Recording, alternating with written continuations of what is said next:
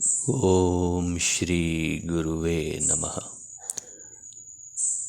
ज्ञानगंज के तिब्बती साधक युत्सुंग लामा से साक्षात्कार मेरे प्रारब्ध में था। भाग 37। हमसे वार्तालाप के दौरान तिब्बती साधक युत्सुंग लामा कुछ देर के लिए उठे और जब वापस लौटकर आए तो उन्होंने कहा कि वे स्वामी दिव्यासना के साथ कुछ वार्तालाप कर रहे थे। फिर उन्होंने शंकर महाराज जी की ओर देखते हुए कहा, तुम तो शंकर स्वामी हो ना? दिव्यासना ने तुम्हारे बारे में बताया है। तुम्हारा साधक जीवन सफल होने को है। ज्ञानगंज में जाकर घूम आओ, महागुरुदेव के दर्शन होंगे वहां। उनसे मिलकर तुम्हारा जीवन के प्रति दृष्टिकोण ही बदल जाएगा। समाधि का स्वाद भी मिलेगा।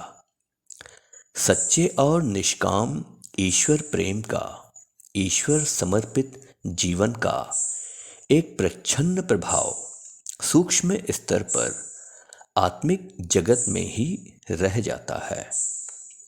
ज्ञानगंज में तुम्हें मुक्ति का स्वाद मिलेगा। उस जगत का प्रकाश ही तुम्हें आगामी दिनों में मुक्ति का पथ दिखलाएगा। स्वयं को पहले तुम सूक्ष्म ध्यान जप में मग्न रखो। थोड़ा संकुचित करो स्वयं को।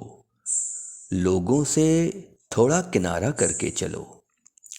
ईश्वर और स्वयं के मध्य अन्य कोई भी बाधा मत आने दो।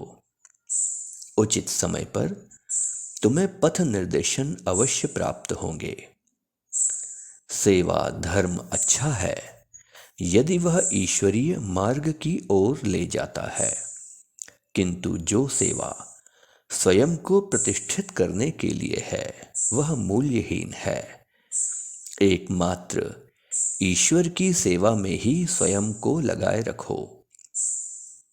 स्वर्गारोहणी में तुम लोग देख पाओगे, रावण वह सोने की सीढ़ी जो स्वर्ग को जाती है अधूरी ही रह गई। वह सीढ़ी, यदि यह भाव जगत की संपदा है, योगी साधक इसी से शिक्षा ग्रहण करते हैं। रावण की तरह शक्तिशाली संपदाशाली साधक का काम भी अधूरा रह गया था, क्योंकि उसे आज अथवा कल पर टाला गया था। हाथ में लिया काम कभी भी उपेक्षित मत करो।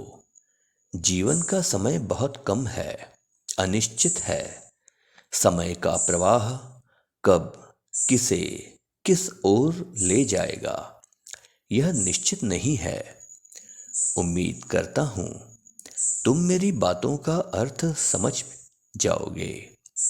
अनंत के लिए यात्रा प्रारंभ करो तुम।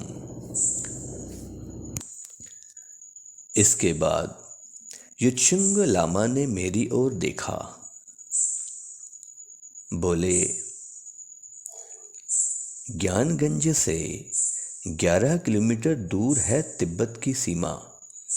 यदि तुम हमारे मठ में जाने के इच्छुक हो तो मैं तुम्हें ले जाने के सारे प्रबंध कर सकता हूँ। तुम्हारा कोई व्यय नहीं होगा। 2 महीने रहोगे मेरे पास।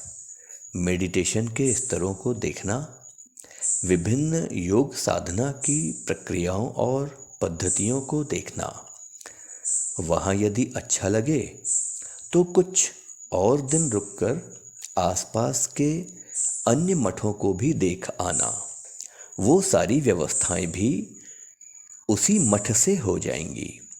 पुराने बहुत से ग्रंथ हैं, तिब्बती और संस्कृत भाषा में लिखे गए हैं, वो सब भी देख सकते हो। एक अन्य प्रकाशमयी जीवन का स्वाद मिलेगा।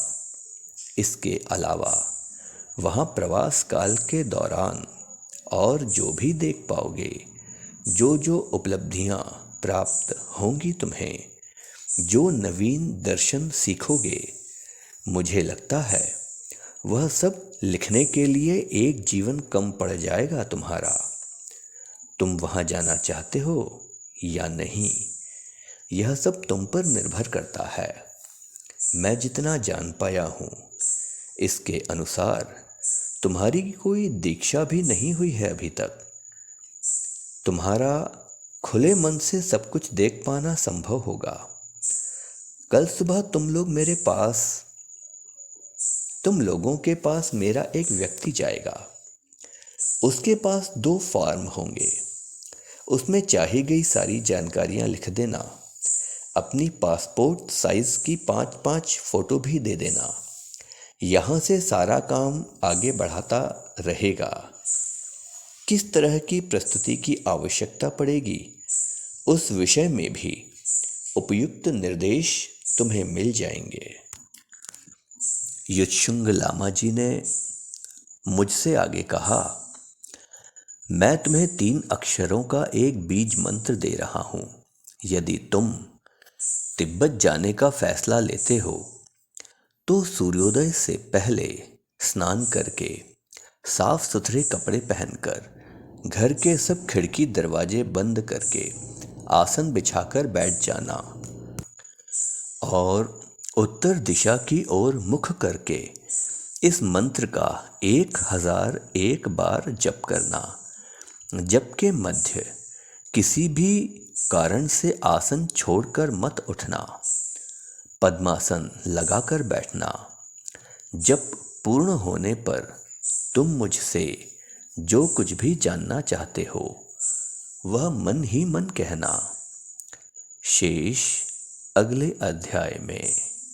ओम श्री गुरुवे नमः।